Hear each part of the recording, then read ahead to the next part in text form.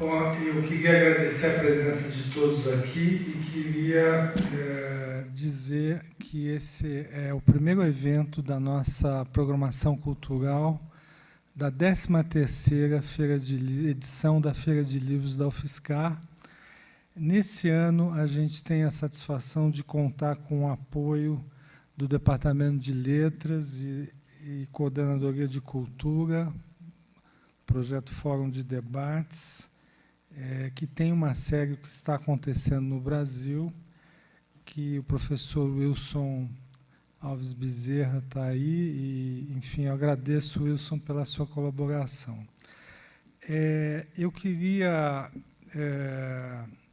também agradecer muitíssimo ao professor Eugênio Butti por ele ter aceito aqui o convite. O professor Eugênio Butti é graduado em jornalismo e em direito pela Universidade de São Paulo, é doutor em ciências da comunicação, também pela USP, professor associado da ECA, membro do Conselho Deliberativo do Instituto de Estudos Avançados da USP, superintendente de comunicação social da USP, escreve quinzenalmente na página 2 do jornal Estado de São Paulo, ganhou o prêmio Luiz Beltrão de Ciências de Comunicação, na categoria Liderança Emergente, em 2011, o prêmio Excelência Jornalística 2011, da Sociedade Interamericana de Imprensa, e o prêmio ESSO, de Melhor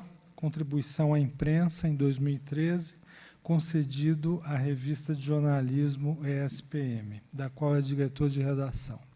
Bom, eu devo ainda dizer que ele é autor de vários livros, né, que vocês vão ter a oportunidade de depois ver e o Eugênio poderá autografar. Então, sem mais delongas, eu passo aqui a palavra ao professor Eugênio. Eugênio, mais uma vez, muito obrigado por sua presença aqui, que nos honra. Boa tarde a todos. Isso. Boa tarde a todos. Muito obrigado, Oswaldo. A honra é toda minha. E eu espero realmente ser útil ou trazer alguma ideia pertinente e instigante para vocês.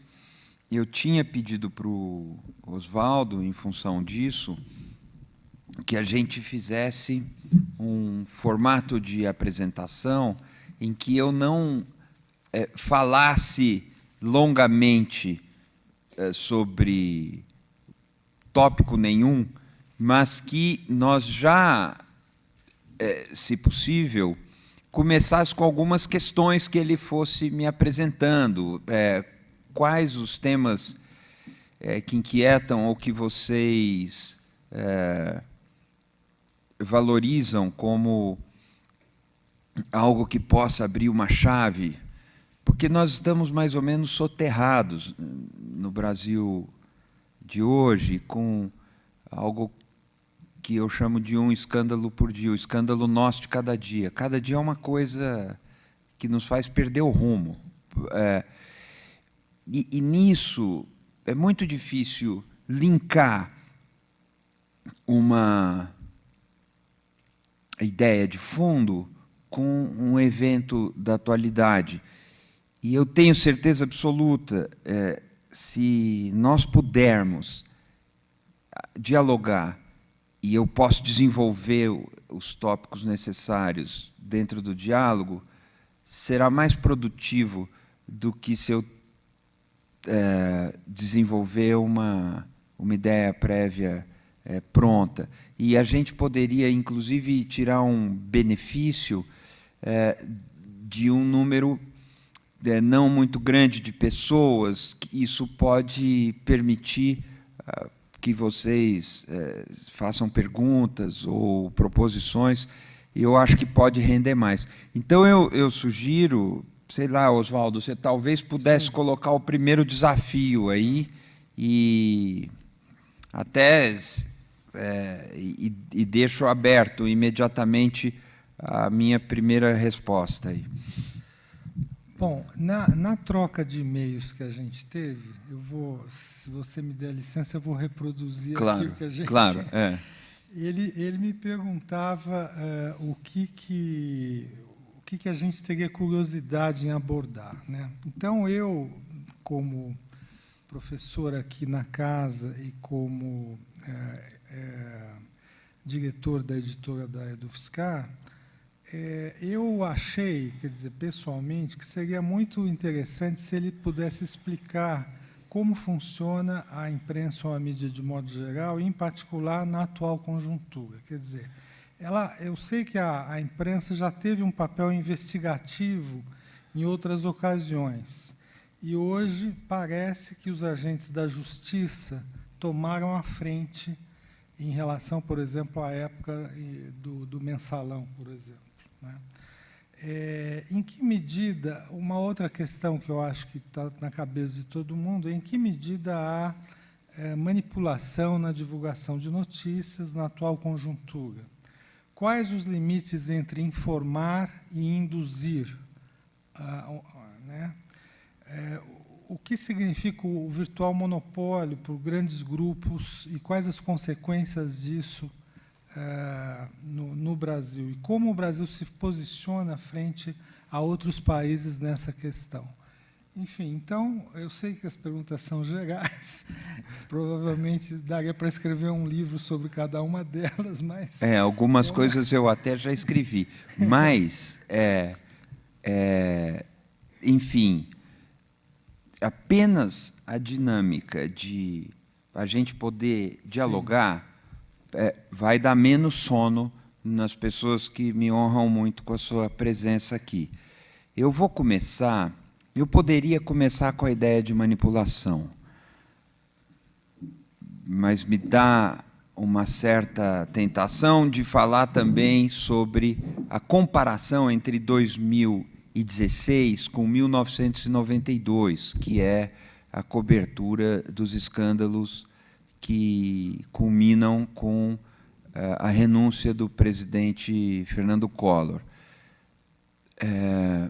Eu acho que, como é a sua primeira inquietação, a gente pode começar por aí, porque, de fato, o espelhamento ou a mirada em perspectiva desses dois episódios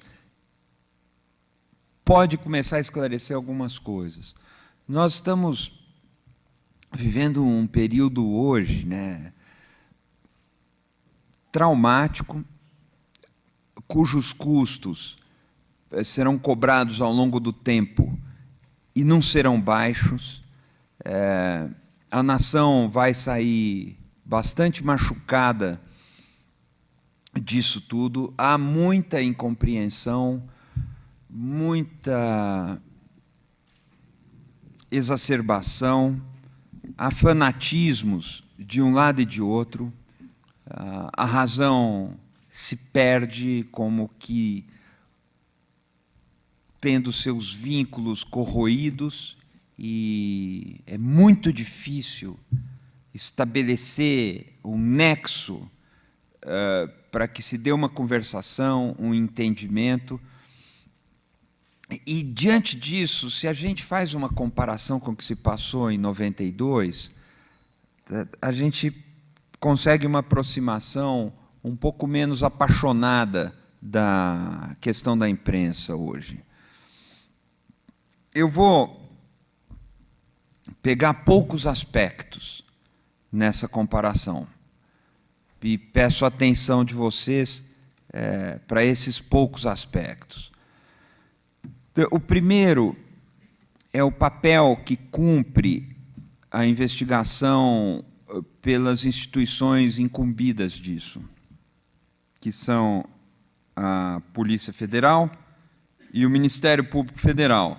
Há apêndices, como, por exemplo, eventuais CPIs, mas elas, hoje, ocupam um lugar periférico quando nós comparamos com o que se passou em 1992. Em 1992, a CPI do caso Collor e as operações todas conduzidas pelo PC Farias, era o centro das atenções. Tudo acontecia naquela CPI. E a CPI, inclusive, revelava fatos. Os mecanismos que existiam de localização, investigação de documentos, os mecanismos de verificação de bancos de dados, compilação de denúncias, ou, às vezes, a necessidade de se apurar algo no exterior, eram muito mais lentos. E a CPI, os parlamentares, em contato com a imprensa, tinham uma liderança, exerciam uma liderança no que se passava. As informações apareciam em primeira mão a partir daí. Eu chamo a atenção, chamo pela memória de vocês, em 1992, os dados que marcaram as apurações tiveram uma participação de jornalistas muito proeminente. A entrevista que o Pedro Collor deu para Luiz da Costa Pinto na revista Veja, em 92, foi um divisor de águas. Eu chamo a atenção de vocês para um aspecto. Aquela entrevista, alguns de vocês devem se lembrar, era uma peça acusatória a partir da fala de Pedro Collor, que era irmão do presidente da República, mas não vinha acompanhada de nenhuma prova. Não havia uma única prova de que o que Pedro Collor falava era verdade. Isso levanta um problema que já era um problema naquele tempo, já era um problema conhecido.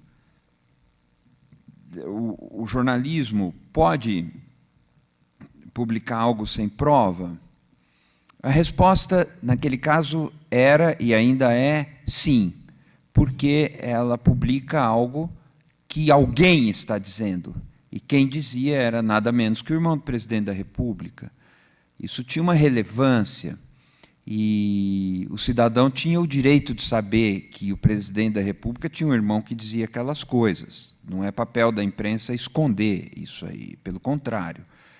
E depois a defesa ia se fazer, as explicações viriam, mas foi uma decisão difícil, ao meu ver, acertada. A revista Veja publica aquela entrevista e aquilo produz um abalo no Palácio do Planalto e na casa da Dinda, que era onde o presidente da República morava. Vejam uma coisa, um outro episódio importante foi a revelação de que parte do dinheiro do esquema financiava um automóvel, que era um Fiat Elba, que prestava serviço na casa da Dinda. E uma fonte importante foi o motorista Heriberto França, que depois eu vim a conhecer em Brasília. Aquilo foi revelado pela revista Isto É, e foi um dado fundamental. Um outro episódio, para ficarmos em 3, foi a Operação Uruguai. Lá pelas tantas, o presidente Collor, para explicar um dinheiro que ele tinha, disse que havia obtido esse dinheiro num empréstimo muito estranho na época, que ele tinha feito no Uruguai, e aí... Pois bem, alguns repórteres, eu me lembro do Marcelo Reck, do Rio Grande do Sul, do Zero Hora, foram até Montevidéu e descobriram que se tratava de uma encenação contábil. Foi outra informação importante. Estou dando 3 casos. Nesses 3, o papel dos jornalistas, dos repórteres, era um papel de linha de frente. Outras coisas vinham da CPI, revelação de contas e tudo. para abastecer a CPI, os bancários também trabalharam bastante e ajudaram bastante, mas havia uma rede um pouco paralela por onde fluía a informação, que envolvia os bancários em conexão com jornalistas, CPI e alguns partidos de oposição, principalmente o PT, naquela época. Hoje, essas coisas poderiam ser discutidas se o levantamento de informação de contas bancárias não estaria violando o sigilo bancário de um ou de outro. Então, não custa a gente lembrar que a entrevista do Pedro Collor foi publicada sem provas, se vasculhava a conta bancária de um ou de outro, muitas vezes de maneira não muito ortodoxa, e esses documentos vinham a público. Mas, naquela ocasião, havia uma unidade nacional. O país inteiro tinha clareza de que havia práticas na órbita da presidência da República e no núcleo da presidência da República que não podiam permanecer onde estavam. O país precisava virar aquela página. O impeachment de Fernando Collor, quando entra o segundo semestre de 1992, unificava a nação. Eram mínimas, residuais, os focos de apoio ao presidente. E a imprensa estava numa espécie de onda nacional contra o presidente da República. E, praticamente, não havia muito uma separação entre o que era informação e o que era opinião de fora Collor.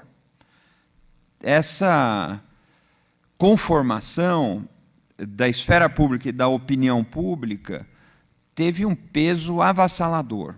Não havia muito como se imaginar que Fernando Collor pudesse resistir no poder. É muito bom se a gente consegue um pouco de calma para rememorar o que foi aquele tempo e comparar com o que se passa hoje. Hoje, o quadro é semelhante, mas com diferenças cruciais. Eu começo pelo seguinte: a nação não está unificada em torno do impeachment de Dilma Rousseff. É possível que, pelas pesquisas, a gente fique inclinado a pensar que a maioria dos brasileiros apoia o impeachment. Mas isso é discutível também. O que não é discutível é que existe uma divisão de opiniões no Brasil, muito marcada. E isso dá um contexto completamente diferente do que nós tínhamos em 92. Diante dessa divisão, a conduta dos meios jornalísticos também deveria ser diferente. E não é sempre que a gente verifica que talvez não seja diferente como tinha que ser. Antes de entrar numa análise propriamente do comportamento dos principais veículos de imprensa na cobertura do impeachment, que eu acho essencial, é uma análise que precisa ser feita, eu gostaria de fazer pequenas notas sobre como as investigações foram conduzidas em 92 e são conduzidas hoje. Em 92, eu já iluminei um ponto ou outro que vão nos servir apenas de referência, de amostragem. Mas agora, há mudanças muito graves, não necessariamente graves no sentido de ruim, mudanças definitivas. O quadro é totalmente diferente. Em primeiro lugar, a CPI é caudatária, ela é periférica. Aparece uma CPI ou outra, ela só repete o que já foi revelado pela Polícia Federal, pelo Ministério Público e pela Operação Lava Jato na Justiça Federal. Outra coisa, uma informação internacional não é mais um bicho de 7 cabeças na investigação contra a corrupção. De 92 para cá, deu-se um avanço de muita densidade nessa matéria. A história desse avanço também tem sido esquecida nos debates que eu vejo. Não houve assim, um mérito do governo brasileiro ou do Estado brasileiro nesse avanço. Não, pelo menos não houve um mérito que tenha sido protagonista, condutor desse avanço. Houve, com muito mais peso do que isso, uma mudança de mentalidade, de comportamento na esfera global, na sociedade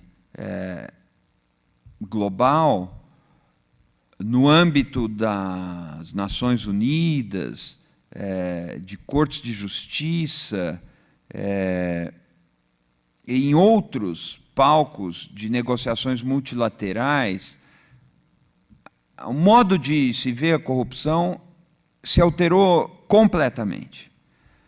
Provavelmente isso tem a ver com a busca de dinheiro do terrorismo, após principalmente os atentados de 2001, mas isso também teve a ver com a procura de fortunas que nazistas ainda escondiam em contas numeradas na Suíça. Então, nos anos 90, já se registram algumas investigações importantes nessa matéria. Vejo que isso não tem nada a ver com o Brasil. Depois, isso teve a ver também com o imperativo de se rastrear o dinheiro do narcotráfico e de forças ligadas ao narcotráfico, seja paramilitares, contrabando. Bancos americanos e o próprio Tesouro nos Estados Unidos começa a pressionar países como a Suíça e outros paraísos fiscais. A Suíça não é um paraíso fiscal típico, é uma coisa diferente, cada lugar é uma coisa diferente, mas essas pressões começam a produzir efeitos no comportamento desses lugares, desses bancos, desses países, que se veem obrigados a prestar informação. Então, essa evolução do comportamento das autoridades no âmbito internacional com relação ao dinheiro da corrupção, que, repetindo, tem a ver com investigação em torno do terrorismo, narcotráfico, contrabando e acaba na corrupção, dá um cenário propício a investigações que foram conduzidas no Brasil. Não fossem informações da Suíça e outras informações, nós não teríamos chegado às apurações que nós chegamos aqui no Brasil. Vocês acompanharam isso. Por exemplo, revelação de contas de Eduardo Cunha. Há vários outros casos. Mas isso são informações que vieram da Suíça. Até contestadas, mas depois reafirmadas. Esse cenário favorável fora do Brasil não foi obra de autoridade brasileira. Ele é um cenário favorável que apoia as investigações aqui e dão mais velocidade para as investigações conduzidas por autoridades brasileiras. Mais velocidade, mais grau de certeza e mais força. É muito difícil refutar o que essas investigações estão levantando. Isso, que é um cenário bem complexo, eu estou, claro, resumindo aqui, coloca a figura do jornalista, do repórter investigativo, numa posição um pouco atrás. Ele não lidera as investigações como em outros episódios.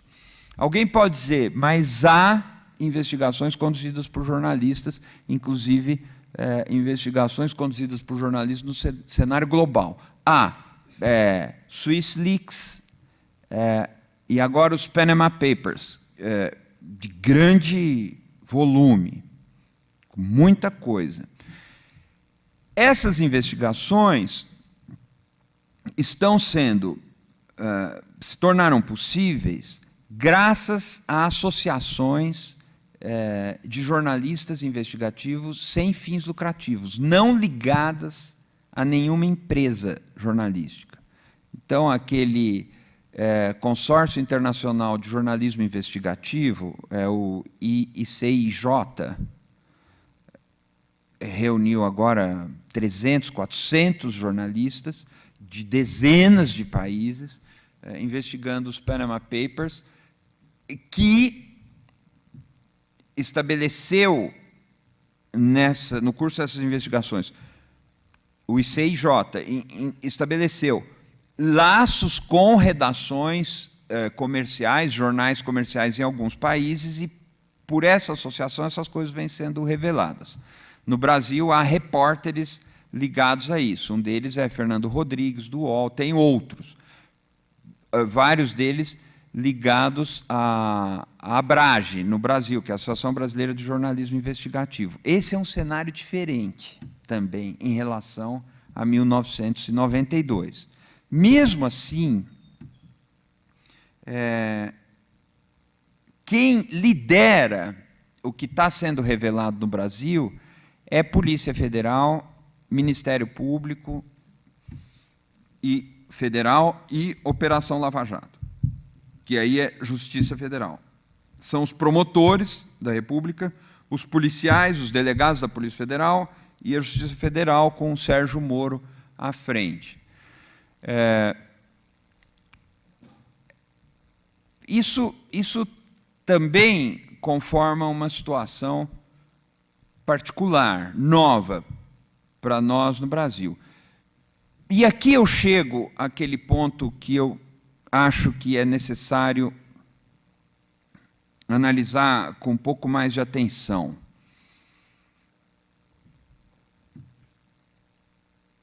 A imprensa brasileira tem se comportado adequadamente?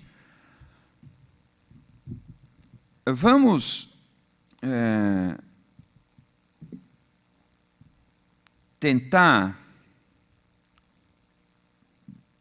abordar essa resposta em níveis diferentes. Pelo menos dois.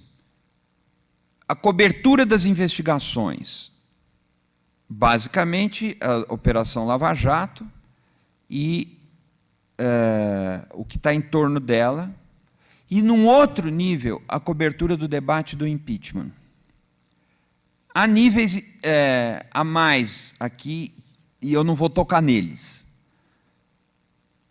porque a gente se perderia no detalhe e o arco do raciocínio ficaria longo demais, e eu não vou na resposta que deve ser fundamentada se a imprensa tem correspondido à função pública que só ela pode exercer.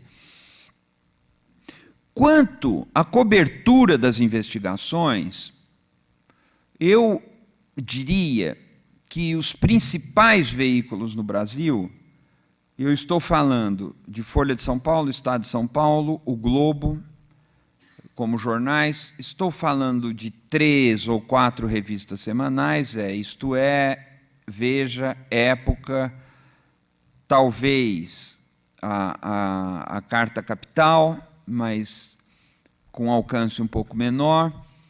E eu estou falando de Jornal Nacional, o jornalismo da Band, alguma coisa de Record e SBT.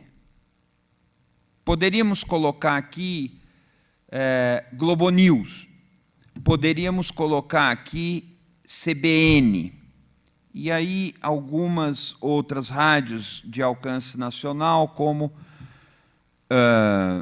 a Band, o Sistema Band, Jovem Pan, que se dedicam, de alguma maneira, ao jornalismo. Não é muito mais do que isso. Por que eu faço essa especificação?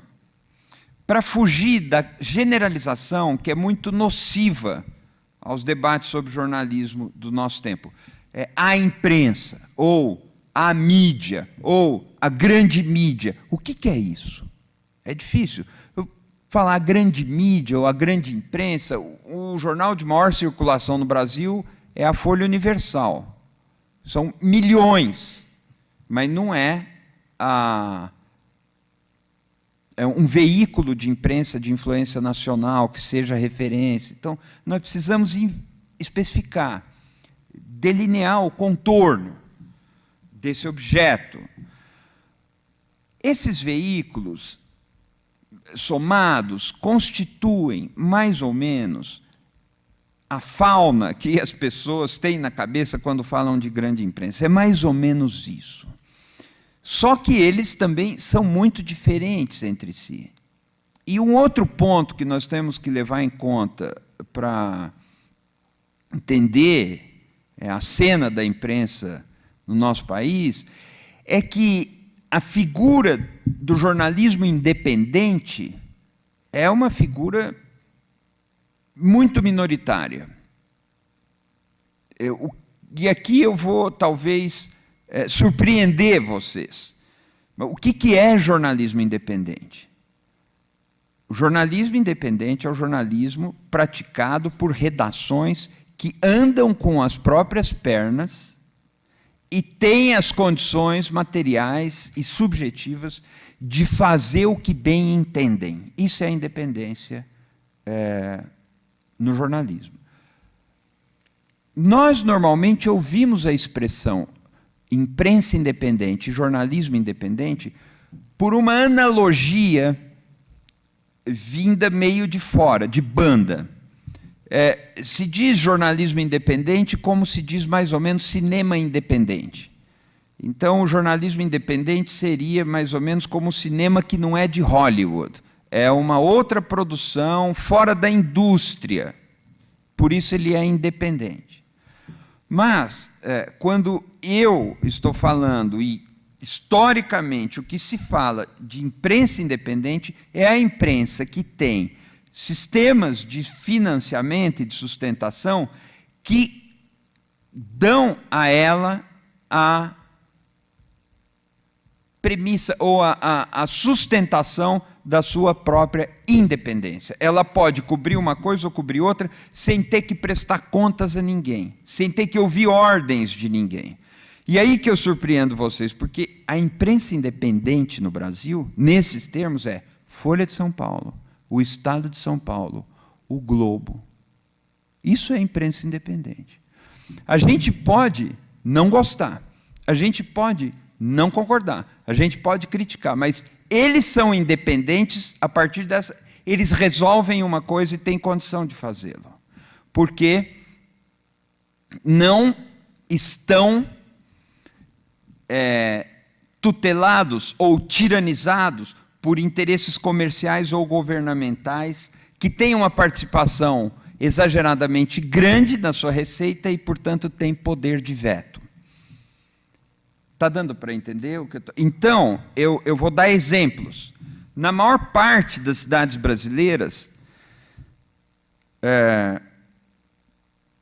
a imensa maioria dos jornais no Brasil e a imensa maioria das emissoras de rádio que se dedicam ao jornalismo de alguma forma, não são independentes, nesses termos que eu estou colocando.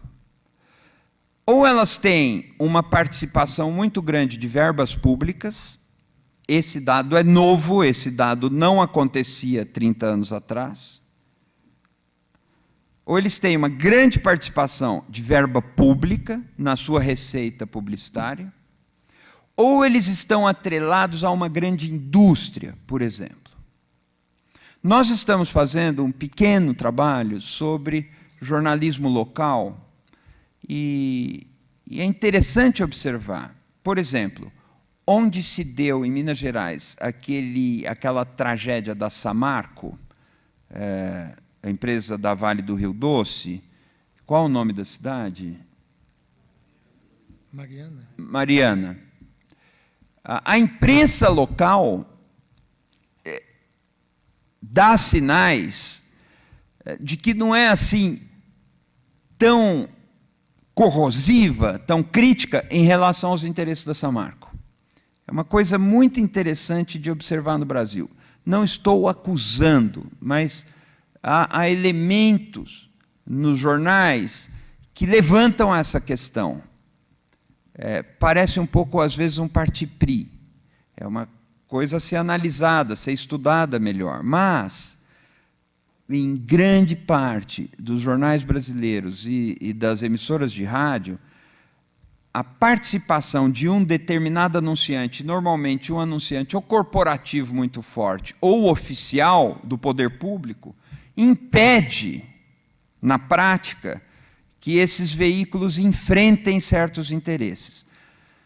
Não é bem que eles estão comprados ou subjugados, mas pela situação econômica eles ficam constrangidos, impelidos a ir numa certa direção e a não ir em outra. Não é que alguém ligue e fala, oh, não noticia tal coisa, mas a ameaça iminente é: se eu retiro aquela verba, esse jornal não consegue pagar a folha de pagamento no final do mês. E o dado novo, que eu estou dizendo que é um dado novo, é porque a participação de verba pública nessas publicações é muito alta e muito forte. Verba pública é dinheiro do município, dinheiro do Estado e dinheiro da União. E, às vezes, ligados a famílias oligárquicas. Então, nós podemos ver isso a olho nu em certos estados do Brasil. Pois bem, não é fácil a gente encontrar um título, um jornal, uma redação verdadeiramente independente. Vejam que isso não quer dizer boa, crítica, plural, quer dizer apenas que reúne os pré-requisitos da independência editorial. E nessa imprensa que eu estou tentando demarcar um pouco aqui, a cobertura das investigações, com problemas, com solavancos, foi eficiente. Em que sentido? Ela deixou acessível ao país a visão de que se passavam irregularidades muito graves. O papel da imprensa numa sociedade democrática não é bem contar tudo o que acontece. É bom quando a imprensa consegue isso. Mas o papel prioritário é mostrar o que o poder gostaria de esconder, seja quem for que esteja no poder. A imprensa existe para atrapalhar o poder. Não é bem para dar uma cobertura de tudo. Nada contra dar uma cobertura de tudo. Mas o fundamental é atrapalhar a narrativa do poder. Se o poder é de direita ou de esquerda, é o de menos. Nesse sentido, houve uma cobertura eficiente, eu diria. O único reparo que eu faço é um reparo com relação à cobertura do Mensalão Tucano. Outro dia eu estava dando uma entrevista e a pessoa falou, não, mas o Mensalão Tucano teve pouca cobertura porque as decisões judiciais demoraram muito. E é verdade, as decisões judiciais demoraram. Mas eu respondi da seguinte forma: as decisões judiciais demoraram muito porque a cobertura da imprensa foi muito tímida. Eu acho que, nesses principais veículos que eu estou apontando, o vigor de fiscalização com relação ao que se passou no Mensalão Tucano foi muito tênue se comparado ao vigor de fiscalização com relação ao mensalão do PT e ao Petrolão. Então, a cobertura das investigações foi eficiente, mas deu-se, às vezes, uma situação que parecia de 2 pesos e 2 medidas. E com o mensalão Tucano é muito fácil de ver isso. Há coisas mais complicadas de verificar, mas isso é fácil de ver. Há um argumento de defesa dos editores, dos principais jornais, que é um argumento sério e de boa fé. O mensalão Tucano envolveu valores pequenos, se comparados aos valores do mensalão do PT e depois aos valores do Petrolão. É verdade. É verdade. Era um caso localizado em Belo Horizonte, numa eleição estadual, com dinheiro que, com perdão da palavra, parece dinheiro de pinga se comparado ao volume financeiro dos escândalos do mensalão e do Petrolão. No entanto, e aí é o meu argumento, o mensalão Tucano era uma falha moral e ética da principal alternativa de poder no Brasil ao poder do PT.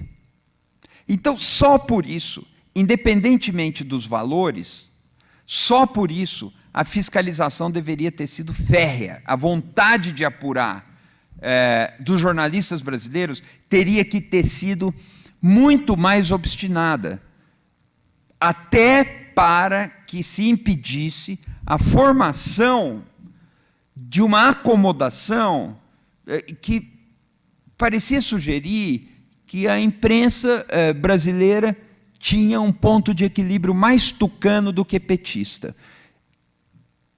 A impressão desse ponto de equilíbrio é ruim para a democracia e ruim principalmente para a imprensa.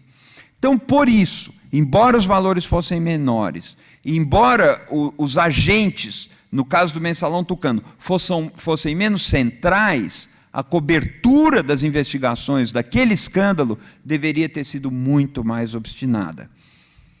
Na média, fazendo esse reparo, há outros reparos a fazer, mas esse, para que o raciocínio fique claro, a cobertura das investigações foi o que tinha que ser.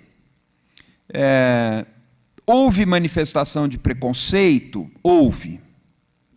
Há passagens em que parecia haver um agente que regurgitava um preconceito que havia contra o PT ainda nos anos 90, dizendo, está vendo, esses caras desclassificados, foi se formando inadvertidamente uma associação entre PT, ladruagem, ignorância, mau gosto e tudo mais. Houve expressão de preconceito no caminho, mas não houve a um ponto que se obstruísse o acesso do brasileiro à informação relevante. Essa informação foi passada. Mas isso não pode ser olhado sem que a gente veja também o que foi a cobertura do impeachment e o debate em torno do impeachment. Isso eu também escrevi recentemente nos artigos que eu faço para o jornal Estado de São Paulo, num artigo intitulado Imprensa Mouca, República Louca, dizendo que a imprensa ouviu menos os argumentos de defesa do mandato da Dilma Rousseff e ouviu mais os argumentos a favor do impeachment. Isso também precisa ser qualificado. Não pode ser dito de uma forma generalizante, para a gente não cometer injustiça e também não sair aí com a impressão de que é tudo um bicho só, porque não é tudo um bicho só. A cobertura da evolução dos fatos andou mais ou menos direito. Alguém que defenda o PT pode dizer que houve desequilíbrio, mas é interessante a gente perceber que as pessoas que são a favor do impeachment também falam que houve desequilíbrio. Não é só a esquerda que é contra a Rede Globo, por exemplo, na minha opinião, por motivos equivocados, mas a direita também. O único deputado que no dia 17 de abril falou contra a Rede Globo durante a declaração do seu voto era um deputado que votou pelo impeachment, um deputado com uma ideologia perceptível de direita. Eu digo isso apenas para que a gente saia dos modelos prontos e enxergue um pouco mais as nuances e as complexidades que essa situação apresenta para a gente. E aí eu vou para a cobertura do debate em torno do impeachment. Em muitos lugares, o volume de opinião pró-impeachment tinha mais peso que o volume de opinião contra o impeachment. Então, é uma cobertura delicadíssima, porque não é a cobertura dos fatos, é a cobertura dos argumentos e também a publicação de artigos de opinião e de entrevistados com argumentos. A preocupação de encontrar razão no argumento contra o impeachment foi menor do que a preocupação em mostrar os fundamentos das teses pró-impeachment. Então, veja só, existe uma cobertura das investigações que caminhou bem, em que sentido? De nos dar acesso à informação. Teve esse desbalanceamento, 2 pesos, 2 medidas, com relação ao mensalão tucano. Existe um argumento que falava que aquilo era uma notícia de menor importância, eu acho que não era, mas existe um argumento. Mas isso ficou mais grave quando a cobertura do debate do impeachment foi se tornando, na média, uma cobertura parcial. Esse meu julgamento é um julgamento provisório, ele é preliminar, ele se dá a quente, assim, durante o acontecimento das coisas. Nós teremos que estudar isso depois, mas eu tenho uma relativa segurança disso. Deu-se esse desequilíbrio na cobertura dos argumentos a favor do impeachment, em favor deles, e em detrimento dos argumentos contra o impeachment. Teria que ser 50%, 50%? Eu acho que sim, mas não precisaria. O que nos faltou, à nossa imprensa, é um olhar que ajudasse as pessoas a perceber que nem todo petista é ladrão, sabe uma coisa simples assim? E que ajudasse as pessoas a perceber que nem todo pregador contra Dilma Rousseff é um exemplo de honestidade. Agora, uma notícia da BBC de hoje, diz que 52% dos senadores são investigados. O julgamento na Câmara dos Deputados foi presidido por Eduardo Cunha, depois suspenso pela unanimidade dos juízes do Supremo Tribunal Federal. Então, se a cobertura não está atenta a isso, você cria vazios no nível de informação da sociedade, e as pessoas não compreendem o lance seguinte. E parte do papel da imprensa é ajudar os cidadãos a entenderem o que se passa, para que cada cidadão forme a sua opinião livremente, mas com bons fundamentos. Nós vamos ver agora, nas próximas fases da Operação Lava Jato, muitos nomes da oposição comprometidos. Vai ser interessante, porque a roubalheira, e o termo é forte e até de mau gosto, mas não há outro, a roubalheira não é exclusividade do PT. Para encerrar essa primeira pergunta, mas eu não vou ficar falando sem parar, mas eu queria falar algo que fizesse sentido para vocês, por isso eu queria falar algo, eu estou falando sem parar, né? Mas eu queria falar a partir de uma demanda de vocês. Para encerrar isso aqui, eu gostaria de lembrar que do lado do PT, portanto, do lado do governo e da defesa do governo, criou-se uma narrativa de fuga que também desinforma e não resolve as coisas. É a vitimização do PT e da Dilma Rousseff. Vejam bem, nós estamos falando de um partido que exerce a presidência da República há 4 mandatos. 4 mandatos. Vamos para 16 anos de presidência do PT.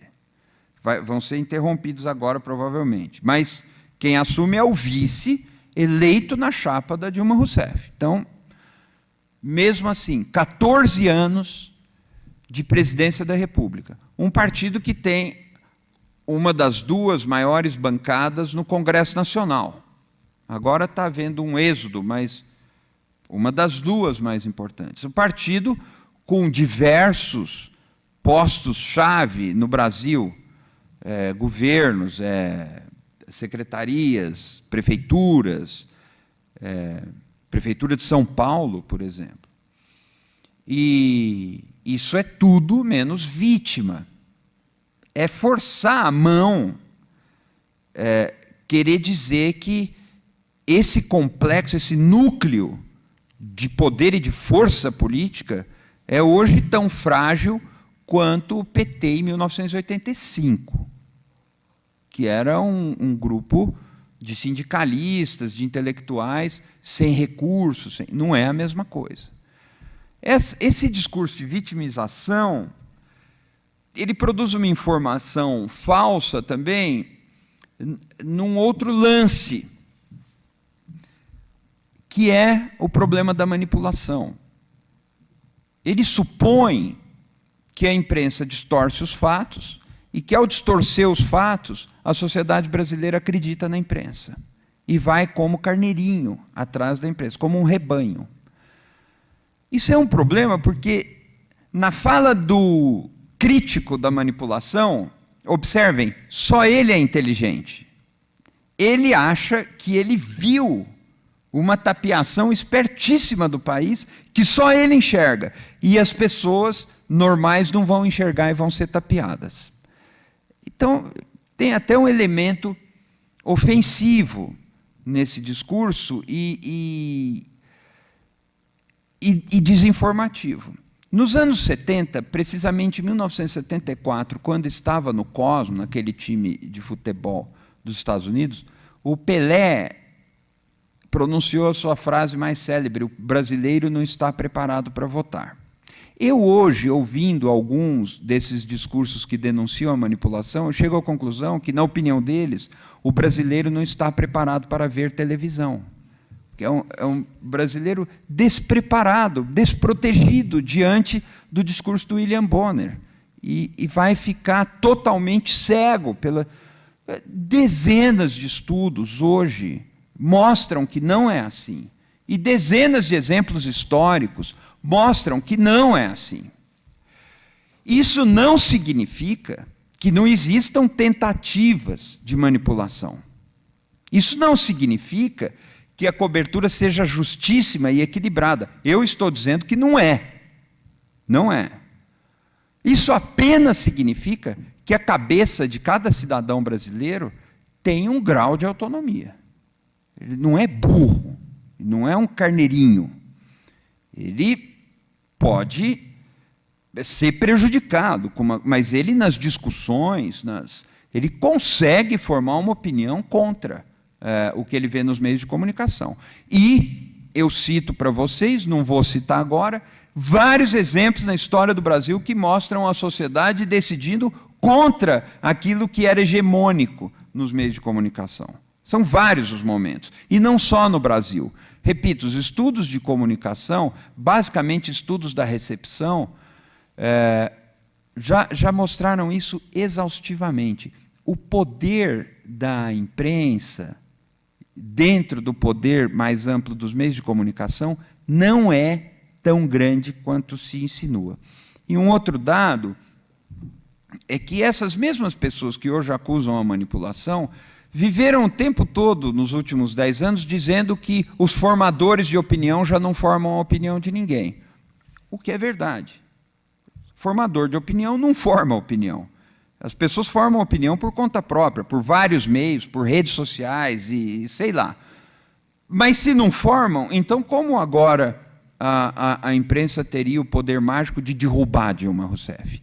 Esse discurso da manipulação, ele traz esse grau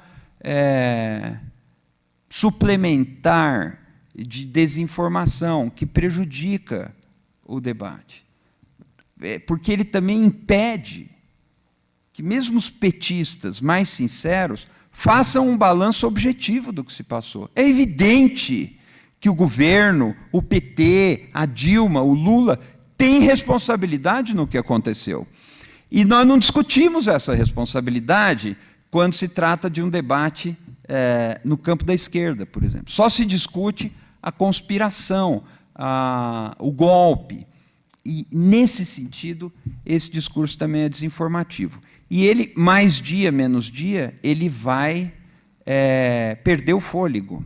E a única chance de futuro do PT como organização de esquerda, vejam o que eu vou dizer, a única chance passa por um debate público do que foi que desviou os caminhos dessa organização ao longo desses anos de exercício do poder. Isso terá que ficar claro. Então, eu falei um pouco de manipulação, falei um pouco das comparações de 92 e 2016. Eu acho que tem um panorama aí, mas estou aberto, então, a mais perguntas e tudo. E o Oswaldo, por favor, me interrompa, e vocês também, mas é um informe inicial que eu gostaria de dar. Bom, pessoal, acho que foi um informe bastante rico, bastante interessante, que provavelmente vai suscitar várias questões aí para vocês. Então, eu não queria monopolizar aqui ficar eu e o Eugênio monopolizando o microfone, então acho que a gente podia abrir a palavra para perguntas. Não, só pediria para ser breve, para a gente poder aproveitar a presença do Eugênio aqui. Colocar duas coisas. Sobre o Mensalão Tucano, eu acho que, além de ser um desvio ético da principal alternativa de poder ao PT, ele também é o DNA do Mensalão do PT. O esquema foi replicado, o esquema usado em Minas foi replicado na presidência. E outra coisa, fazer um outro paralelo também, a denúncia do Mensalão do PT foi uma entrevista de um deputado à Folha de São Paulo. Em 97, um deputado também denunciou à Folha de São Paulo que houve a compra de votos para a reeleição e não houve a mesma apuração e investigação sobre o fato. Eu queria que você pudesse falar um pouco sobre isso. E, além disso, como você acha que fica a cobertura midiática das operações depois do impeachment? Sim, o DNA, inclusive DNA era nome de uma das agências que operaram o Mensalão Tucano e o Mensalão do PT. A fórmula foi a mesma. A patente foi feita em Minas Gerais. E o operador individual era o mesmo também. Era o mesmo. E, nesse ponto, nós temos um argumento a mais para que a cobertura fosse melhor. Isso que eu estou falando aqui, eu falei na redação de alguns jornais no Brasil, em eventos de debate ou de palestra que me convidaram para fazer. Eu realmente acho que ali nós, como imprensa, demos um mau passo.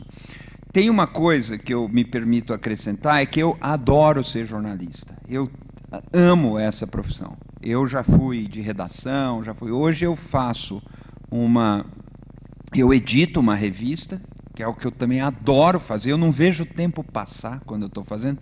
Adoro escrever artigos e adoro a imprensa. Eu adoro dar aula de jornalismo e ver os livros, as coisas maravilhosas que a imprensa já fez. Eu estudo a imprensa pelo que ela tem de bom.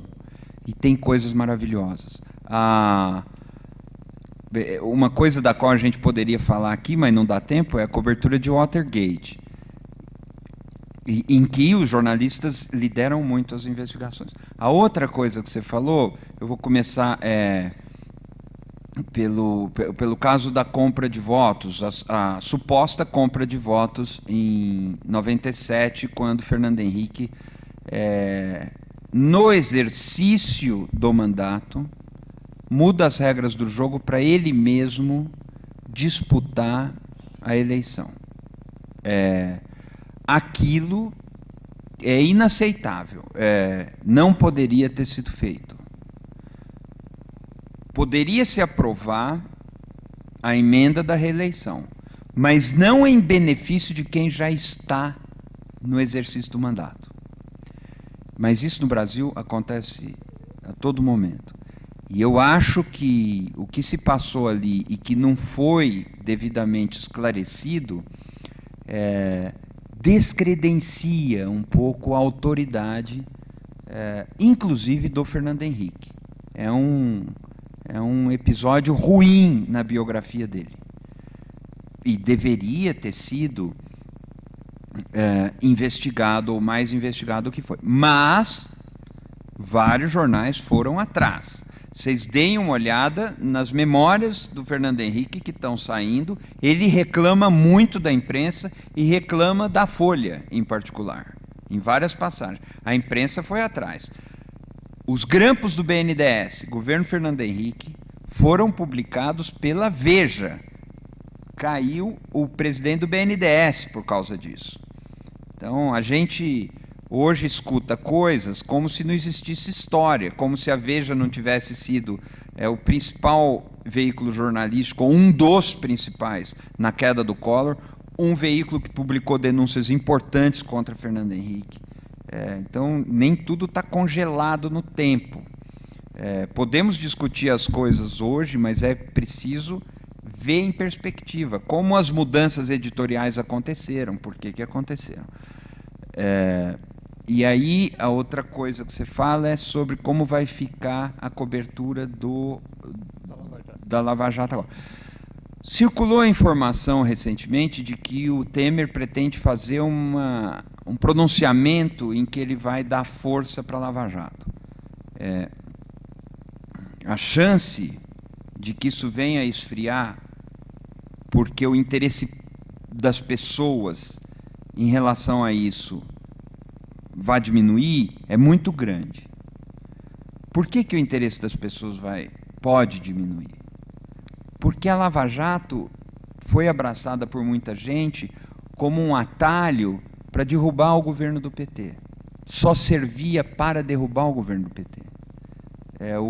Toda a idolatria do Sérgio Moro era uma idolatria para muitos, não para todos, utilitária, uma ferramenta. Tendo sido afastada Dilma Rousseff, é bem possível que boa parte da opinião pública, e eu risco, boa parte da opinião pública diga, isso aí agora não importa mais. É como se disse muito nas redes sociais. Nós sabemos que o Eduardo Cunha tem problemas, mas para derrubar Dilma Rousseff ele é útil. Então, isso vai ser muito ruim se acontecer. Mas eu acho, ao mesmo tempo, que o próximo fôlego da operação, pelo menos até o final do ano, ele não tem como ser contido, ele virá. Certas delações premiadas, certos acordos de leniência, que já estão em marcha, vão trazer nomes, e vão trazer nomes da oposição. E isso vai ser interessante de olhar. Eu espero que a Operação Lava Jato não esfrie. Eu acho que o juiz Sérgio Moro cometeu, modestamente como cidadão eu digo isso, mas acho que ele cometeu deslizes. Escrevi sobre isso. apurei na lei e nas justificativas escritas coisas que ficaram frágeis. Para não ficar no vazio o que eu estou dizendo, eu acredito, é a minha visão das coisas, não é apenas uma opinião, é uma visão baseada no que diz a lei e baseada nas determinações do próprio juiz. A veiculação pública do diálogo entre Dilma Rousseff e o Lula, colhida depois da ordem do juiz para interromper as gravações, foi irregular. E acredito que a justificativa que ele deu 15 dias depois para fazer isso não dá sustentação para a medida que ele adotou. Então, é um erro revestido de uma característica de abuso de poder. Acho que a divulgação pública das conversas da dona Marisa com o filho dela não se justificam, nem do ponto de vista legal e nem do interesse público, porque são conversas claramente de cunho privado. Então, isso não é apenas uma opinião minha. Claro que existe aí uma opinião, mas é uma opinião fundamentada em determinações que dizem, por exemplo, que as gravações autorizadas pela Justiça de conversas telefônicas devem ser registradas à parte no processo e devem ser inutilizadas após o uso pericial ou o uso judicial que elas podem ter. Elas não são objeto de reportagem. Juiz não faz reportagem. Se juiz for divulgar, de acordo com o seu discernimento pessoal, tudo que for gravado, a sociedade desmorona. Não há como. Ele só pode gravar, ele só tem autorização judicial, ou só pode dar a autorização para gravar, porque aquilo será mantido em sigilo. Então, aí nós tivemos um problema grave. Mas o curso geral da Operação Lava Jato é muito bom. Mostrou, por exemplo, que, assim como o DNA do mensalão do PT estava no mensalão Tucano, mostrou que o Petrolão foi a continuação do mensalão por outros meios. E há coisas que não foram reveladas ainda. Mas a gente pode intuir. Porque se isso aconteceu na Petrobras, o que não terá acontecido? Então, isso precisa continuar. Foi bom para a democracia. É bom para o Estado de Direito. E a imprensa cobriu. Podia ter agido melhor, como eu tentei apontar, mas os brasileiros ficaram sabendo do que se passava. E agora é o debate público. Mas é isso. Existe um risco de que isso esfrie. E esse risco é bastante preocupante, porque há muitos indícios de que isso poderá vir a ser um pleito de setores aí que se organizam em torno do novo poder. Então, é uma preocupação. Meu nome é Marcos, eu sou professor aqui na universidade. O que eu queria comentar era o seguinte, né, em cima das últimas coisas que você andou dizendo, particularmente sobre a questão da recepção, né, de que a recepção dos brasileiros em relação à imprensa não é uma recepção completamente passiva, o que é algo, como você mesmo colocou, os estudos sobre recepção, né, e na educação também, eu trabalho com educação, nós temos estudos similares, né, que mostram que, quer dizer, nenhum sujeito humano é absolutamente manipulável 100%. Né? E a maior prova que nós temos disso, eu diria, porque você até falou que você poderia dar alguns exemplos, eu vou dar um exemplo que eu acho que é cabal, né, de como o brasileiro não é totalmente manipulado. A primeira prova é que o Lula foi eleito. Né? Quer dizer, se o brasileiro fosse totalmente manipulável pela imprensa, o Lula não teria sido eleito. A segunda demonstração é que ele foi reeleito, apesar, né, da imprensa. A terceira prova é que a Dilma foi eleita, apesar da imprensa. A quarta prova é que a Dilma foi reeleita, apesar da imprensa. E a quinta prova de que a imprensa manipula é o que está acontecendo agora. Quer dizer, chegamos a um ponto onde a manipulação da imprensa não foi suficiente. Né? E eu diria que até esse momento esgarçado que nós estamos demonstrando que ela não está sendo suficiente. Porque se ela tivesse sendo suficiente, nós não estaríamos tendo, nesse exato momento, o contraponto que nós estamos tendo a esse golpe. Né? Que eu acho que é muito mais do que uma questão de vitimização. Né? E acho que uma grande questão que sobra de todos esses fatos, né, dentre muitas, porque eu tenho visto horrores, né, esses dias, e tenho visto coisas maravilhosas, né, de manifestações, de coisas assim que eu não imaginava ver acontecendo no Brasil. Eu sou de uma geração que, quer dizer, eu sou pós o golpe, né, vamos dizer assim, a minha juventude é pós o golpe militar, e então uma geração muito apática politicamente e tudo mais. Né? Então, assim, para não me estender muito, eu acho que o que sobra, uma das coisas positivas de tudo que nós estamos vivendo é a falência da imprensa brasileira. Quer dizer, tá mais do que óbvio, né, no mundo inteiro, né, que nós, assim como nós temos uma crise profunda no nosso sistema educacional, eu estou falando disso, né, porque é onde eu milito, nós temos uma profunda crise na imprensa nacional, enquanto instituição, porque você falou que gosta, né, da imprensa, assim como eu sou professor, gosto da escola, gosto da universidade, né, mas eu não deixo de reconhecer que a universidade e a escola são instituições que podem ser profundamente perversas, retrógradas, né? E eu acho que o mundo está constatando, né, o que já se sabia, mas que a imprensa brasileira, a grande mídia brasileira, né, ela é um absurdo escatológico, né, do nosso sistema, né, feudal de poder e tudo mais. Né? E terminando, né, outra coisa que surge também, acho nesse bojo, é uma nova imprensa, né, que não é esta imprensa. De fato, a Veja foi fundada pelo Mino Carta, né? Então isso não, acho que não redime nada da Veja contemporânea, né? Degenerou completamente. Então, eu acho que, se você quiser comentar um pouco, né, eu acho que os legados desse momento, né, que eu acho que é um momento crítico, né,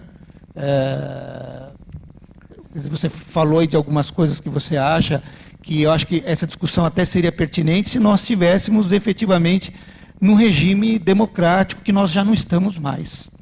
Eu não acredito mais que nós estejamos nisso. Vide o telefonema que foi divulgado, vide trocentas outras coisas que foram e que não foram divulgadas. Então, acho que a gente está discutindo o sexo dos anjos. Essa discussão já passou. Do que a gente viu de ontem para hoje, a cada dia, a cada minuto, né, a gente está na luta corporal. Por favor, mais ou menos vamos dar a oportunidade do Eugênio. Então, se você quiser comentar. Né? Marcos, muito obrigado pelo seu comentário. E de fato, você faz uma afirmação, não cabe muito o que eu posso comentar, mas mesmo assim, eu gostaria de dialogar com você. Quando eu digo que eu adoro ser jornalista e adoro a atividade da imprensa, eu não gostaria de ser entendido, eu adoro esta imprensa.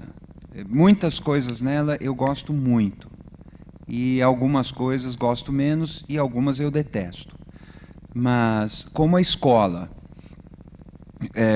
eu estou na USP, adoro a USP, eu digo que a USP é um dos pouquíssimos amores à primeira vista que deram certo na minha vida, mas é um amor à primeira vista. Eu me lembro a primeira vez que eu entrei na USP, fiquei encantado com o campus e depois os alunos, meus colegas e tudo. Foi uma experiência muito marcante e eu amo aquela universidade e amo estar lá. Agora, como existem problemas, e também vejo isso, e vejo problema no ensino do jornalismo, acho uma coisa muito séria. Agora, de verdade, e eu digo isso com absoluta tranquilidade, é bom quando o poder reclama da imprensa. E se a gente se alinha ao poder, e eu participei do primeiro governo Lula, não sei se você sabe, mas eu participei do primeiro governo Lula, e às vezes não gostava do que saía sobre mim nos jornais, eu sei o que é isso. Acho que uma das lições que a gente devia dar nas escolas de jornalismo é a lição de ser criticado pela imprensa, ou ser investigado pela imprensa. Cada aluno deveria viver isso aí para saber dimensionar o que é isso. Mas, mesmo assim, quando o poder reclama da imprensa, é um bom sinal. Eu acho que nós vivemos numa democracia. E eu não vejo no mundo, eu vi as coisas do Guardian, eu vi as coisas do Le Monde, eu vi as coisas que saíram na CNN, tenho visto o que o Glenn Greenwald, que mora no Brasil, fala sobre a imprensa no Brasil. Em parte das coisas eu concordo com eles, em parte das coisas eu não concordo, mas eu não vejo um entendimento fora do Brasil de que não haja democracia no Brasil. Nós estamos vivendo uma turbulência muito grande, uma crise muito grave, mas não estão rompidas as bases da democracia. Podem vir a estar, mas ainda não avalio que estejam. E acho, sim, que nós temos hoje publicações. Eu quero dar um exemplo que, como eu não escrevo atualmente para lá, eu me sinto muito à vontade para falar isso.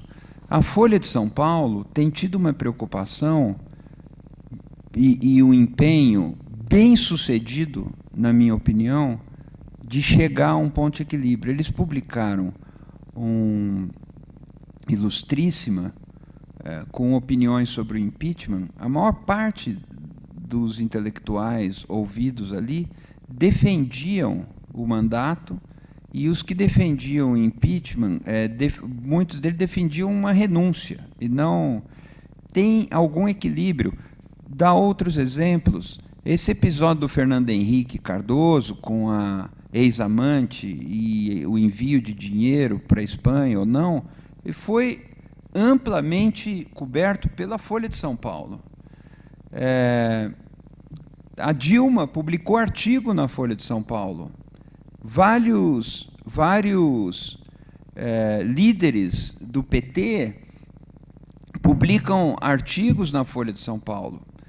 Intelectuais alinhados com o governo escrevem na Folha de São Paulo. Não são maioria, mas estão lá. Então, nós podemos dizer que a Folha, nos editoriais, tem uma posição que o outro não concorda, ou que a cobertura forçou para um lado ou forçou para o outro, mas se você mesmo olhar com cuidado, pegar um mês, disciplinadamente, e olhar a Folha, você vai ver que as coisas estão lá.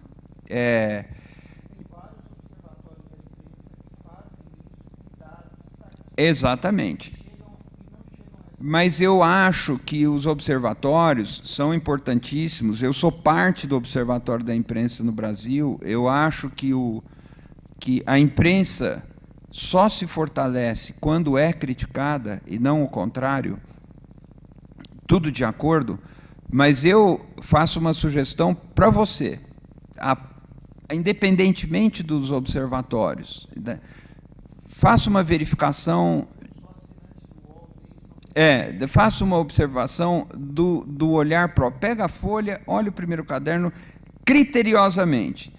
Você vai ver que as coisas estão lá, mas não editadas, talvez, do modo que você gostaria. Eu não quero defender a imprensa, pelo amor de Deus. Até acho que a imprensa não precisa de defesa, não é assim. Mas eu só estou fazendo essa observação com um único propósito. Eu não acho que a imprensa brasileira morreu.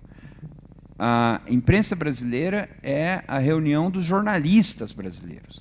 E, de uma maneira mais expandida, o espaço público em que as pessoas debatem os temas de interesse comum, com liberdade. Ela está mudando de lugar, está mudando de formato, está mudando seus expedientes, os seus procedimentos, mas ela não morreu, ela está muito viva, ao contrário, e num debate acalorado. E é graças a isso que a gente consegue acompanhar esse momento. A imprensa não é sinônimo de um conjunto de 5 ou 6 jornais. Ela é maior do que isso, e é mais profunda do que isso. E essa crise, que de fato existe no modelo tradicional da imprensa, ela aqui no Brasil tem essa forma relacionada à cobertura da política, mas é uma crise que está em vários outros países, com objetos e manifestações e formas diferentes, mas ela está em vários outros países. Então, e não morreu. A imprensa nunca foi tão lida, talvez por causa das redes sociais e da internet, mas nunca se leu tanta reportagem e tanto artigo de opinião. Mas o formato da empresa jornalística nunca conheceu uma crise tão grave. Existem soluções de jornalismo público, jornalismo não comercial. Tudo isso vai sobreviver. Eu não tenho dúvida disso. O problema são os modelos de financiamento e outras coisas. Mas existem grandes jornais, grandes veículos, fazendo uma cobertura de boa qualidade. É só o que eu gostaria de pontuar. Muito, muito obrigado pela sua observação. Celso. Meu nome é Celso, eu sou professor aposentado aqui da UFSCar. Eu gostaria que você abordasse novamente uma questão que você colocou assim muito rapidamente, que talvez merecesse algum aprofundamento. Quando você comentou a respeito de haver a grande mídia, quando você considerou a questão da grande mídia e mídias menores, vamos dizer assim, das redes sociais, desse tipo de mídia, e você considerou que essa grande mídia, as grandes corporações jornalísticas podem ser consideradas mais independentes, não é? E o meu questionamento é como que se pode considerar que assim seja, que elas sejam mais independentes, quando elas são dependentes de verbas publicitárias dos grandes conglomerados econômicos, que evidentemente têm seus interesses particulares. E em que sentido as mídias mais alternativas, vamos chamar assim, das redes sociais, os blogs, os jornalistas livres, esses tipos de mídias, podem ser, então, desconsideradas como sendo independentes? Não, é Celso, né? Sim. Muito obrigado pela sua pergunta, porque vai me permitir corrigir um mal-entendido. É um grande desafio a gente falar assim, porque, às vezes, nós passamos apressadamente por alguns pontos e fica uma impressão que não é precisa. Você citou os jornalistas livres, e é uma das iniciativas recentes de que eu mais gosto. Esses coletivos, como Jornalistas Livres, o Pública, a Ponte, e há outros, mas principalmente jornalistas livres, são um farol, ainda que pequeno, de como pode ser a conformação futura do jornalismo. Eu gosto muito, e existem ali alguns dos melhores jornalistas que eu já conheci, estão lá, e são independentes. e como caráter, como integridade, como pessoas, são independentes. Alguns, eu diria até, são incorruptíveis, mas a gente nunca deve dizer isso de ninguém, porque ainda mais recentemente. Mas são pessoas que contam com grande admiração pessoal minha, e tenho contato com eles e tudo. Então, vamos entender o que é esse conceito de independência. Um jornal como o Estado de São Paulo, ou como Folha de São Paulo, e não estou falando das grandes corporações, as corporações são outra coisa. Por exemplo, a News Corp, do Murdoch, é uma grande corporação, que tem jornais. Às vezes, uma corporação pode ser podre. Dentro dela, você pode ter uma redação independente. Então, quando eu falo da independência nesses termos, o conceito é quase técnico. Um jornal como o Estado de São Paulo, por exemplo, ele tem uma carteira de anunciantes. Esses anunciantes têm vendedor de automóvel, tem supermercado, tem banco, construtora, empreiteira, até os anúncios classificados, que a gente mesmo anuncia lá. Quero vender meu automóvel. Então, você põe. Isso tem uma distribuição de tal forma que não exista um anunciante único que responda por 5% da receita. Procura-se administrar essa carteira de anunciantes para que nenhum deles seja o voto de Minerva dentro dos anunciantes. Então, se um belo dia a Petrobras liga para lá, ou a Odebrecht liga para lá, e fala assim: você publicou tal história, amanhã eu não anuncio mais. O jornal pode suportar esse golpe. E ele segue adiante, com a linha que ele resolveu ter. Se 3 anunciantes saem, ele não quebra. Ele também tem o dinheiro que vem da circulação. Essa fórmula quase técnica, clássica, é a definição da independência que ancora a independência editorial. Então, ele pode não ser bom, mas ele é independente. Ele faz aquilo que ele resolve fazer. É isso que significa. Dos blogs que aí estão, uma parte deles tem receitas que vêm do governo, ou de órgãos do governo, ou de empresas estatais, ou de empresas amigas do governo. E esses blogs, alguns deles, se decidem falar contra o governo, terão um problema de financiamento. Há também aqueles que existem para falar contra o governo. E tem a sua receita um pouco condicionada a esse propósito. Então, eles são independentes em termos. Eles podem ser independentes para falar dentro daquela faixa de opinião, mas não podem sair dela. Alguns podem dizer, mas isso é uma questão de mercado e é legítima.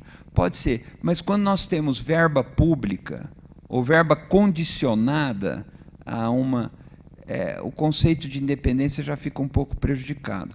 Veja só, eu falo de independência, outra vez, como um conceito quase técnico, independente do conteúdo, independentemente do conteúdo, da opinião, a receita publicitária está bem distribuída? Está bem distribuída. Existe receita importante vinda de assinantes e de compradores? Existe. O jornal está pendurado numa dívida? Não. Ele é independente. É isso. No Brasil, nós temos pouca tradição dessa fórmula de independência. O que nós vimos sendo criado, a história da imprensa brasileira, sempre veio de um favor de uma autoridade. Isso vicia muito o processo da imprensa. Então, quando nós falamos hoje de jornal independente, nós estamos falando de muito poucos. É isso que eu quis dizer. Tá? Meu nome é Denise. Sou jornalista, trabalho lá no Instituto de Ciências Matemáticas de Computação da USP, e eu acho que vale a pena a gente trabalhar com outro conceito nesse jogo todo, para até mergulhar mais na complexidade da mídia. Existe uma questão que se debate muito, ao lado da questão da manipulação, é a questão do mito da objetividade da imprensa, da mídia, enfim, em geral. Existe até um texto muito famoso, se não me engano, do Cláudio Abramo, em que ele mergulha nessa questão de que você não teria um resultado objetivo, de forma alguma, em qualquer tipo de produção jornalística. O que você teria era métodos objetivos. E aí, se a gente mergulhar nessa questão, quando a gente pensa na inevitável presença da subjetividade em qualquer tipo de produção jornalística, talvez, se o público compreendesse um pouco melhor essa questão, que é bastante complexa, a gente também poderia evoluir um pouco no debate sobre a compreensão do que se faz na mídia, de qual é o trabalho do jornalista, enfim. Obrigada. Verdadeiramente, você levanta um ponto que qualifica muito qualquer debate sobre imprensa, sobre jornalismo, sobre condutas, sobre os cânones da profissão, o que deve parametrar a busca da verdade no jornalismo. A objetividade, veja só, nós não vamos ter tempo, e nem acho que nem eu nem vocês teremos condições físicas assim de ir a fundo um pouco nisso, como isso requer. Eu mesmo, em algumas coisas que eu trabalhei ou que eu escrevi, procuro esclarecer, na medida das minhas possibilidades, o que isso aí significa na história da imprensa. Eu acredito que hoje, no jornalismo que é praticado hoje, com qualidade no Brasil e fora do Brasil, não seja possível a gente falar de isenção, de neutralidade, ou mesmo de imparcialidade, mas principalmente neutralidade. Porque o relato é sempre interessado e o relato sempre constitui os fatos. Não há muita dúvida sobre um certo lugar epistemológico do jornalismo, que é a primeira abordagem dos acontecimentos. É uma forma de conhecimento, indiscutivelmente, mas é uma espécie de rascunho do conhecimento, sempre provisório, sempre efêmero, sempre será refeito. Nessa condição, se pode pretender uma certa objetividade do que é relatado.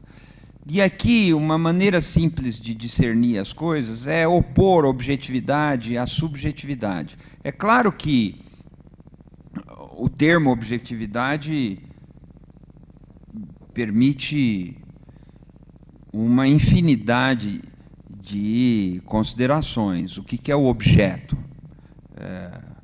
O objeto precede o conhecimento, a linguagem, é a linguagem que põe o objeto, ou existe objeto posto antes que a linguagem o alcance? O que é o ôntico, o que é o ontológico? É uma coisa interminável. Eu não pretendo aqui, como jornalista e como professor de jornalismo, ser um aventureiro nessa matéria, mas uma possibilidade é a gente opor objetividade à subjetividade. E eu diria, a subjetividade é o discurso que decorre do sujeito e a objetividade é o discurso que decorre do objeto. Na forma de conhecimento que o jornalismo pode propiciar, existe a premissa de que o objeto como fato esteja lá. Isso é hiper complicado, mas existe essa premissa. O jornalista acredita nisso. Ele acredita que existe um acontecimento e que existe um fato.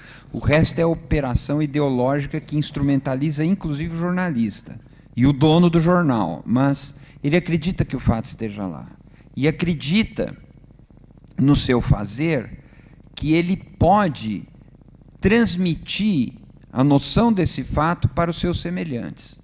A gente percebe isso, por exemplo, quando o jornalismo fala de um buraco na rua. Tem um buraco, o buraco mede tanto, tem tanto de profundidade, tanto de largura, e o buraco de fato está lá.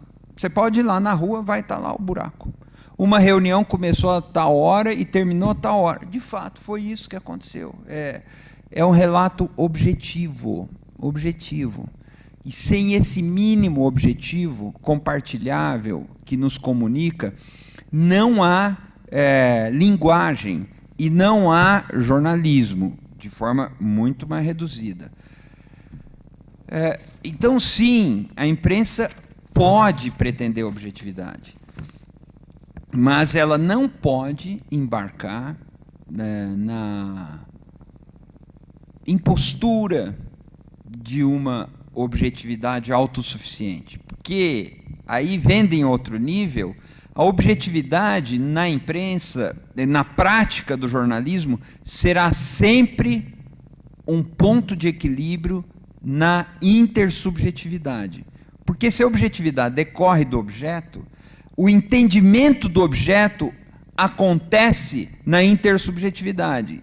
Quer dizer, numa linguagem que conecta subjetividades distintas, com um ponto de equilíbrio que seja visível e compreensível pelos envolvidos. Nesse sentido, a imprensa deve pretender ser objetiva. As pessoas perguntam, mas por que o jornalismo não sabe o que acontece nas periferias ou no interior do Brasil? A resposta é muito simples, embora cruel, porque lá não existem leitores. Se lá estiverem leitores, ouvintes de um determinado veículo, esse lugar, essa experiência, esse grupo de pessoas, essas mentalidades tenderão a ser representadas, elaboradas e significadas no discurso da imprensa. E ele se torna mais inclusivo. Mas objetivo, nesses termos, é possível ser. Não uma objetividade que seja matemática, que seja cibernética. Ela sempre vai ser um discurso em disputa, mas nesses termos a objetividade pode acontecer. Eugênio, eu teria duas questões antes da gente encerrar. A primeira, eu queria que você comentasse um pouco. Em um dos seus livros, você se refere a um termo que você usa, que é o chamado narcisismo estatal. Quer dizer, a comunicação pública a serviço da vaidade particular, não é isso? Eu queria que você comentasse um pouco essa ideia. E a outra questão que eu gostaria que você falasse era que você situasse um pouco essa relação entre imprensa e poder, situasse a situação do Brasil frente a outros países, como, por exemplo, a Argentina, na América Latina, ou, para pegar um outro exemplo, a Venezuela, e também frente a países mais considerados mais desenvolvidos, entre aspas, seja na Europa ou nos Estados Unidos. O que você vê de particularidade, de especificidade em relação no tocante à relação entre imprensa e poder no Brasil? Muito obrigado pela pergunta, Oswaldo. E de fato, isso é um objeto desse livro que eu vi ali fora, né, o Estado de Narciso. E eu me aprofundo um pouco sobre esse assunto, dando, inclusive, detalhes do que você pergunta agora, de maneira mais sistematizada, mais organizada, e hoje, olhando para trás, um tanto adjetivada. Acho que é um livro um pouco adjetivado demais. Poderia ter sido mais contido. mas eu estava também muito indignado com a questão e tal. É o seguinte, o Brasil, tradicionalmente, é um país que usa recurso público para promover autoridade sem nenhuma vergonha, sem nenhum constrangimento.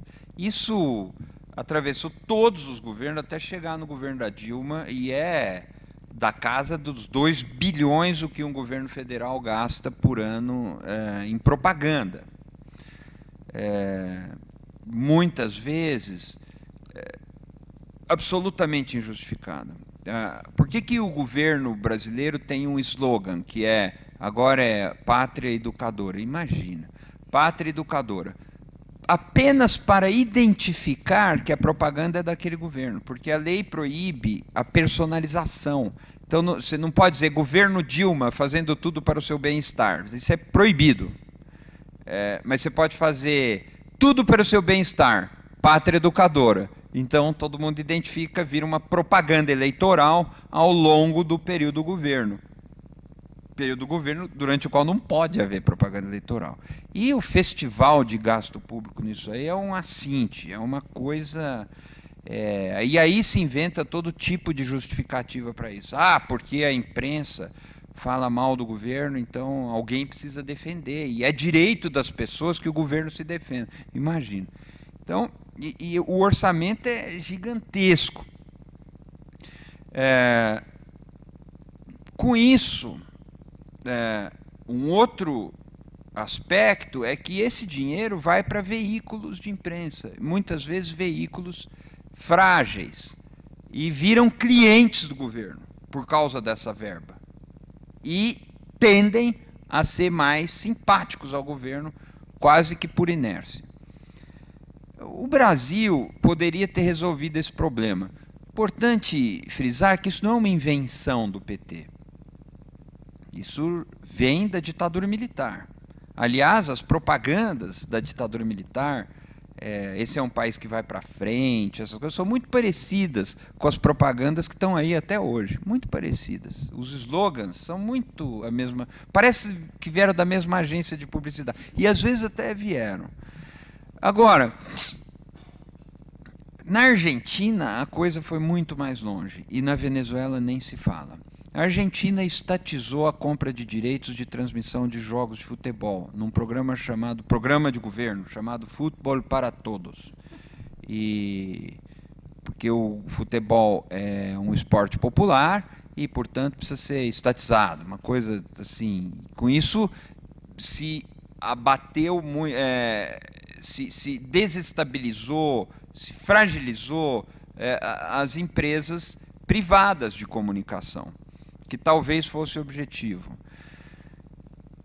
E na Venezuela, a legislação começou a ficar muito autoritária a partir de 2004, e aí existia ainda uma certa fachada de um critério republicano, nós vamos combater os privilégios da mídia, que tem poucos donos. Tudo bem, é um discurso que tem alguns elementos de verdade, mas hoje basta ver como está a Venezuela. Uma pena, uma situação que vai punir gravissimamente os mais frágeis, os mais pobres, outra vez, e um país que vai ter que ser reconstruído. O que foi feito lá de comunicação pública vai ter que ser revisto também. O Chaves tinha programas, ficava horas no ar, em cadeia nacional, deu no que deu. A população, os venezuelanos, cidadãos, não foram construídos como sujeitos autônomos, não tiveram abertura para crescer, se aprofundou a dependência das massas em relação aos favores de um governo. Foi uma situação muito triste, eu não quero espezinhar de forma nenhuma, eu não quero fazer pouco, mas quem mais está penando agora são as pessoas, os seres humanos. E isso era previsível. Eu escrevi sobre isso, não fui o único, de jeito nenhum, mas era previsível. Dava para ver para onde a coisa poderia caminhar e acabou caminhando. Outra vez, o que a gente encontra nessas 3 situações, mas no Brasil em doses muito mais palatáveis, é a apropriação da comunicação por aparelho de Estado. E uma comunicação com o objetivo de conduzir a formação da opinião dos cidadãos. Dá errado. Isso não dá certo. Então, esse é o maior problema. Poderíamos discutir eticamente que é insustentável esse tipo de intervenção, porque você não pode usar os recursos que são de todos para promover as ideias de alguns. Isso está errado. Isso, às vezes, pode acontecer no mercado. Quando o mercado é concentrado, é monopolizado, você usa aparato que deveriam ser de todos, porque televisão é concessão pública, para promover as ideias de algum. Está errado, mas fazer isso pelo Estado é o mesmo erro e produz uma tragédia muitas vezes maior. Então, um denominador comum que se encontra nesses lugares, a tentativa de, a partir do poder estatal, conduzir a formação da opinião das pessoas, não é nem da opinião pública. Estabelecer mitos de inimigos externos, ficar explorando a vilania fabricada numa certa mística estatal, oficial, tudo penaliza demais os setores mais desprotegidos. E vai ser difícil o que vai acontecer na Venezuela ainda. Muito difícil. E, Eugênio, se você me permite, só uma parte, quer dizer, eu vejo que é muito comum entre setores da esquerda, de modo geral, essa ideia de que o PT não teve coragem de enfrentar os grandes grupos econômicos da mídia e por causa disso está sofrendo. Se ele tivesse de cara ter enfrentado essa questão, ele não estaria, vamos dizer, penando tanto. E que, obviamente, esse tipo de argumento tem uma relação direta com o que você acabou de dizer. Se você pudesse comentar isso. Não, eu posso, sim. Eu acredito que a regulação dos meios de comunicação devia ter sido a primeira preocupação democrática do primeiro governo Lula. Defendi isso minha vida inteira e defendo isso até hoje. Agora, tem umas ironias nessa questão. Falar de uma só, porque o horário já avança e aí a gente termina, mas a regulação dos meios de comunicação não é atribuir a um ente estatal a prerrogativa de decidir sobre os conteúdos a serem trabalhados ou veiculados. É o contrário. A regulação dos meios de comunicação é aprofundar a democracia, assegurar as condições de liberdade e de debate, para que a imprensa possa justamente melhor fiscalizar o Estado e o poder. Então, a regulação dos meios de comunicação no Brasil se fazia necessária antes, porque havia sinais de monopólios e de oligopólios. Por que eu digo havia sinais? Porque nós só podemos dizer o que é oligopólio e monopólio num determinado país quando a legislação ordinária define isso com números.